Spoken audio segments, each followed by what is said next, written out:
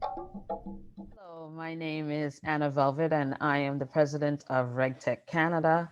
And it's a pleasure being here with you today. Just a little bit of a bit about myself. I started actually not involved in any form of tech. So, believe it or not, all of this has been an experience where I learned fast on my feet. I was working as an English teacher, and I worked in several industries. And I was living in Europe, so I worked in regard to industries like gas and oil, healthcare, any aspect of industries that could be out there. I was in it. I developed a niche into banking and finance because I have a European commercial law postgraduate degree in European commerce. So from that, it seemed that banking and finance was where my strength lied. And I worked with pretty much all of the banks in France because I also speak French. So that helped a lot. And when the 2008 crisis hit, Europe was hit in such a way that regulations were not just a push paper and monitoring and compliance. It was more, okay, we need to get systems in regarding to making sure that they deal with the Basel. That's a regulation that's within the Europe and Switzerland, and as well GDPR, which we have the equivalent of PIPEDA. So I jumped in, hands in, and basically I was the mediator. What does that mean? So basically, you had people that were well versed in regulations. You have the board and the regulators asking for more tools, digital tools, in order to deal with privacy acts, deal with compliance, financing. And in the end, I was the person that had to mediate with outsourcing tech companies that were in India and kind of bring everybody together so that they each understand what they needed in order to comply, what kind of tools, how digital transformation was going to make changes in the bank. And I realized that I've been in that field for about 2 years, realizing, you know what, this could be a cross border issue. And because I'm Canadian, I figured, hey, if they're getting startups that are turning into unicorns, we could do the same.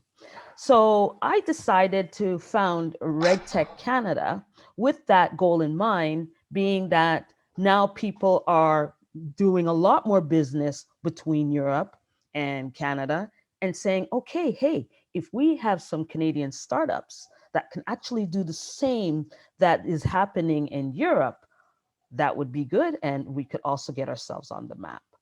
And so I basically started up and got some really good startup companies that came to me and say, hey, I would like to start some business in Europe. What are the regulations in regarding to that? Hey, I'm from Europe. I want to expand my business into Canada. How can you help me with that? And pretty much that's how RegTech was founded. Awesome. Awesome. Wow. Sounds like a crazy journey, doesn't No, but it? it's a good journey, a journey that basically you develop after doing, your understanding of the lay of the land, so to speak. You Yes, realize that there was a need, and so there you is a need. develop something to fulfill that need, and that's awesome. So now the question comes: how or why did you get into the blockchain space? Okay. So blockchain and cryptocurrency, they're to me, they're one without the other. Like you cannot have one without the other, period. I started getting first involved with cryptocurrency, and actually consulted some of my friends to say, hey, you know what? This might be a good investment. A lot of people were saying, oh, no, no, no, I'm not going to take any risk, blah, blah, blah. I do know one of them that I actually had a really good talk with, and he is now a multimillionaire. That's So, awesome. so I He took think, your advice, which is yeah, great. he did. Too bad I didn't take some of my own advice. Oh You see man, what it I'm always saying? happens like that. So when I had got into cryptocurrency, I realized that companies were starting to, especially banks in Europe and any financial institution, they realized that digital transformation, oh, is blockchain. Okay. But they didn't want to accept Bitcoin. They didn't want to accept cryptocurrency, but they wanted to accept the actual mechanism, okay, that run the bitcoins and the cryptocurrencies. So what was happening is I started getting more involved and realized, okay, well, this is not just only for finance. This is more.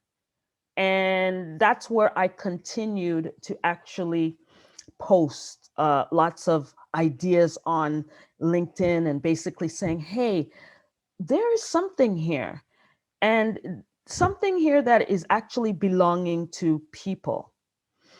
And whether it's your ID, whether it's making payments, whether it's m- uh, putting something that is encrypted and as a ledger, as data, it focuses all around the digital transformation changes, but more personalized. A lot of people don't see it that way, but I see it that way.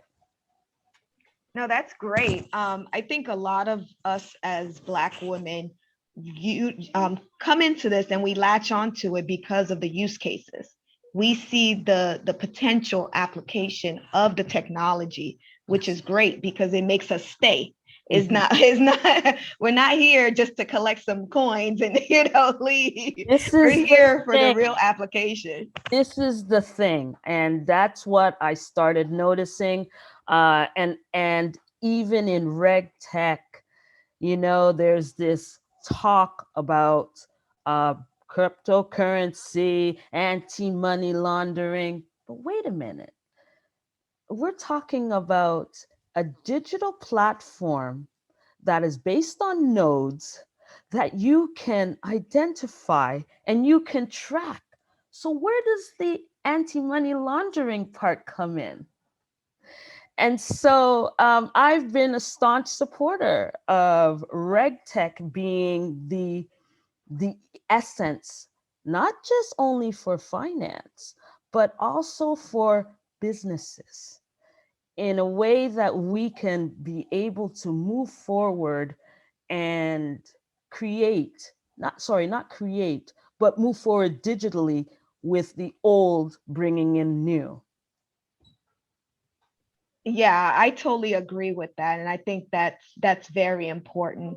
So, my next question is, what does blockchain mean to you? Oh, lots. Okay. Okay. So for me, a long time ago, it was all about the cryptocurrency, it was all about the wealth component.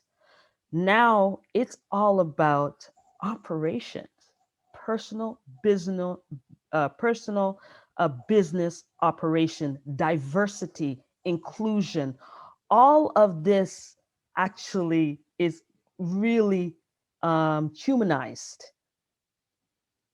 in blockchain. So if I want to start making payments now, I don't have to go into a third party to make payments. I just actually do the payments between one person to the other.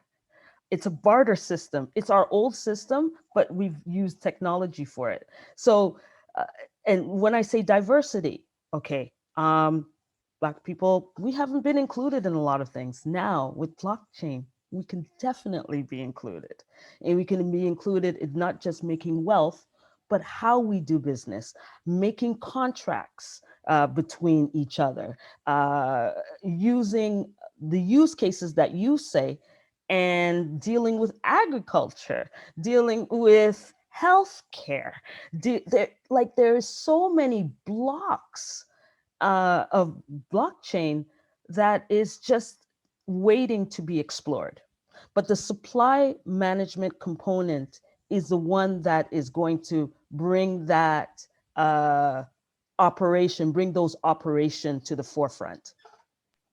And I agree. And I agree. And I think this is, you probably already answered the next Oh, question, which sorry. is no, it's all good. It's all good. Then it's a great segue to the next question, which is how do you see blockchain improving the Black community / African diaspora? Okay, so first of all, I would like to say there are a lot of amazing projects out there where blockchain is actually working within the Black diaspora. Now it's time that we all come together and bring all those wonderful ideas and start making a, a resource for everyone to partake in. What I'm saying, I brought up agriculture for a reason. I just read in the World Economic Forum that cassava is not only used for food, it's also used for industrial cases. Now, how does blockchain become part of that? Well, where are most of the cassava made? Where are most of the cassava grown? In Africa and Caribbean islands. This is an industry that we can actually make forth in bringing employment, food, and supply chain with blockchain. And that's just one example. It's one very important example, especially for Africa. And as you mentioned, Caribbean, which Yes. will really impact us and affect us. What's your other example? Healthcare. Let's talk about rural areas where people don't have ID, right? But you can have that blockchain facilitate information, maybe even by just a simple phone. It doesn't have to be a smartphone, but a simple phone that can get that text, that can identify who that person in that rural area, and be able to get either a doctor out there, be able to get medicine out there. Why? Because everything is encrypted on an ID, a digital ID that goes through the blockchain. That makes sense. That makes so much sense. And I know there's a few of us who are out there who are trying to create a project similar to what you're explaining. And I can't wait to see it come to fruition. Because you know what? When you're looking at the consumerism, even though people don't really realize it, we as Black people and Black women especially, we're always on our smartphone buying something. We're always on our smartphone texting something. Did you see the latest this? Did you see? Oh, okay, my doctor's gonna call me. I mean, we have all the apps. Yes. I was gonna say, it's speaking into that, we're like the reason why Clubhouse is so popular. We made them value $1 billion. What are we doing? What are we doing? We need to get out there. We have a lot of wonderful young ladies that are out there, involved in tech. And really, my mission really is to move forward and try to get as many as we can on these projects. This is where it is at. And because right now with the pandemic, a lot of people are out of jobs, and I see what's going to happen in the near future. A lot of people are going to start their own business. So why not start a business where the technology is there and it's helpful to you? That's a perfect way to end the segment. And so when people want to reach out to you or connect with you and your business, please provide your social media handlers so that they can be able to connect with you. Okay, so I'm at regtech.ca.com. Anna Velvet. Awesome. So they can reach out to you on LinkedIn. Just look for your LinkedIn, name. Anna Velvet. Yes, Okay. I'm the one and only Anna Velvet. Okay. What about Twitter? A lot of people are on Twitter nowadays, Okay, and Instagram if you have that. so that's Velvet _ Anna at Twitter.